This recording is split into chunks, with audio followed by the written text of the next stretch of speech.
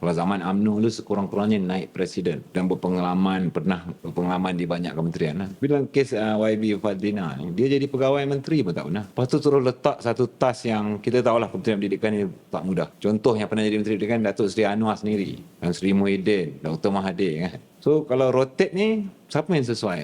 Ya, siapa yang sesuai?